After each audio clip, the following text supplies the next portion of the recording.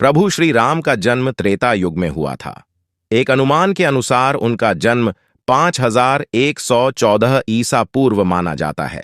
कहते हैं जिसने धरती पर जन्म लिया है उसका मरण निश्चित है। भगवान श्री राम ने भी धरती पर मनुष्य के रूप में अवतार लिया था। कई जगहों पर राम जी की मृत्यु या बैकुंठ धाम जाने का अलग अलग वर्णन मिलता है। भगवान राम की मृत्यु के बारे में जो कथाएं मिलती हैं उनमें से कुछ कथाएं इस प्रकार हैं।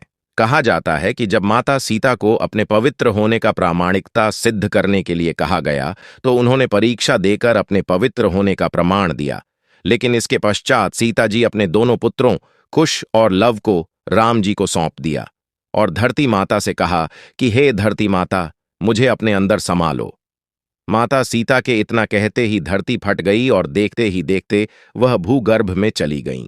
सीता जी के इस तरह से चले जाने के कारण राम जी व्यथित हो उठे और यमराज की सहमति से सरयू नदी के तट पर गुप्तार घाट में राम जी ने जल समाधि ग्रहण कर ली।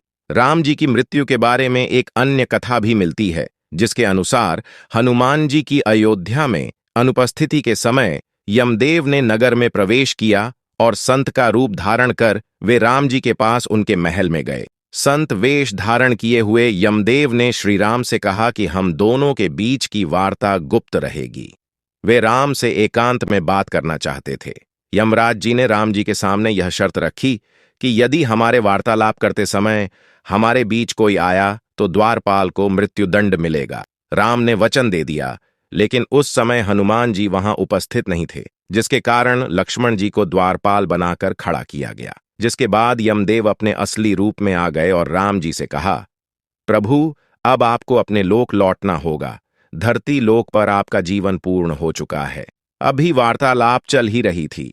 आर्षि दुर्वासा वहां पधारे और लक्ष्मण से द्वार के भीतर अंदर जाने की हठ करने लगे। उन्होंने लक्ष्मण से कहा कि यदि वे उन्हें अंदर नहीं जाने देंगे तो वे श्री राम को श्राप दे देंगे। लक्ष्मण जी दुर्वासा के क्रोध से भलीभांति परिचित थे। वे अब दुविधा में आ गए। आज्ञा का उल्लंघन करके आर्षि को अंदर जाने देते हैं तो मृत्युदंड मिलेगा, और अगर वे दुर्वासा को अंदर प्रवेश नहीं करने देते हैं तो ऐसे में प्रभु राम को श्राप दे देंगे, और अपने प्राणों की चिंता न करते हुए दुर्वासा को अंदर जाने की अनुमति दे दी। वार्तालाप भंग हो गई। राम जी सोचने लगे कि अब उन्हें अपने प्रिय अनुज लक्ष्मण को मृत्युदंड देना होगा। उन्होंने लक्ष्मण को राज्य निकाला दे दिया, लेकिन लक्ष्मण ने अपने भ्राता के वचन को तोड़ना नहीं चाहते थे।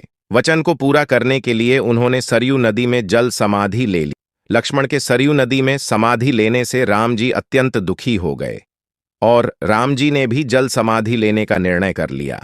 माना जाता है कि जब राम जी ने सरयू नदी में जल समाधि ली तो उस समय हनुमान, जामवंत, सुग्रीव, भरत, शत्रुघ्न आदि सभी लोग उनके साथ वहीं पर उपस्थित थे।